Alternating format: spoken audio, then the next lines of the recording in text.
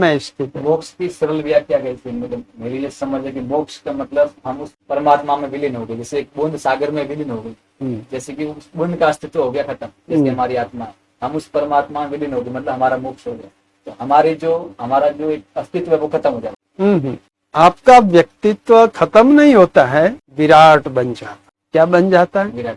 समुद्र में बूंद मिल गई तो बूंद समुद्र बन गई, फिर वो बूंद नहीं रहती, इतना जरूर है, लेकिन वो समुद्र बन गई, वो खत्म नहीं हुई है। वो अभिमान खत्म हो गया कि मैं एक बूंद हूँ, मैं एक बूंद हूँ। वो व्यक्ति अहम अभिमान वो खत्म हो गया, लेकिन आप विराट बन गए, अनंत बन गए। तो कभी मन में विचार आता कि भाई कहीं कहते मोक्ष मतलब अपनी आत्मा को परमात्मा में विलीन करना। ठीक है, मेरे मन में ऐसा है कि परमात्मा में आत्मा विलीन होती है तो उसका अस्तित्व खत्म हो जाता है, जैसे बूंद सागर विलीन होती है, सागर बूंद का अस्तित्व खत्म हो जाता है। अहम आपका खत्म हो जाएगा, बाकी सब कुछ ठीक है, ऐसा ही है, आप अनंत बन जाएंगे। वास्तव में तो आप अव्यक्त ही हैं, बस शांत जैसे हुए आप हैं और नहीं से परे। ऐसे हैं ऐसा भी नहीं कह सकते और नहीं है ऐसा भी नहीं कह सकते। इसलिए पहले मैंने कहा कि ये अनुभूति के बिना समझना बहुत मुश्किल है। जिस दिन अनुभूति आएगी उस दिन ही पता चलेगा कि मैं क्या हूँ।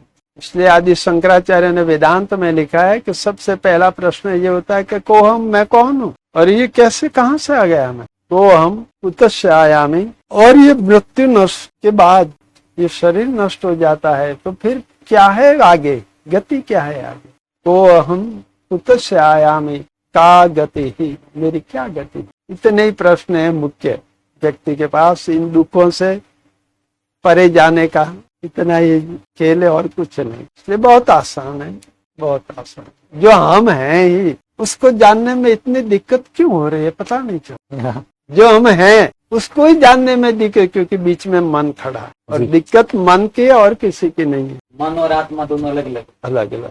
मन का जैसे कि कोई अलग से आकार, जो सूक्ष्म शरीर होता है, नहीं ऐसा कोई आकार नहीं होता, लेकिन स्पंदनों के आकार आप अगर पकड़ सकते हैं तो ठीक है। ये विचार है, मन उस चेतना में से विचारों का प्रकट होते ही रहना, इसे मन कहते हैं।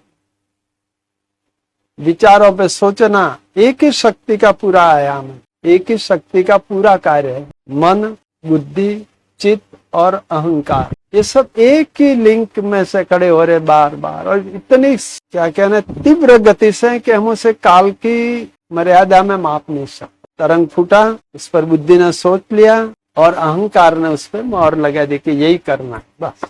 इसलिए उसका कोई सूक्ष्म शरीर की तरह आप अगर खोजेंगे तो नहीं है शरीर में, लेकिन स्पंदन आएगा आगे। ऐसे स्थूल, सूक्ष्म, कारण, ऐसे आनंद, ऐसे शरीर का नाम दिया गया है उसको, क्योंकि उसका अस्तित्व तो है। जैसे कि हमारा शरीर है, पर इससे तो भिन्न एक सूक्ष्म शरीर होता है, जैसे योग में बताया गया। जैसे हम कोई ध्यान में बैठता है, फिर वो उसका सूक्ष्म शरीर बाहर आ सकता है, या फिर कहीं बाहर विचरण कर सकता है, फिर वापिस अंदर आता है।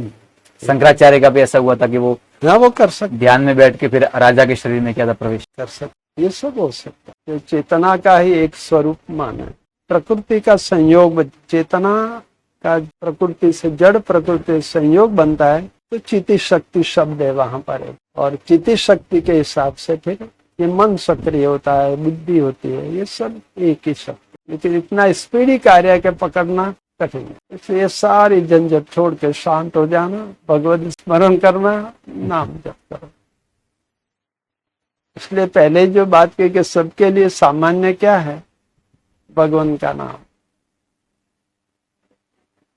भगवान का नाम जप, ये सबके लिए एकदम सरल मार्ग है, सरल मार्ग, पहली सीढ़ी बस। और आखिरी सीढ़ी, पहली और आखिरी सीढ़ी यही है, एक ही नाम।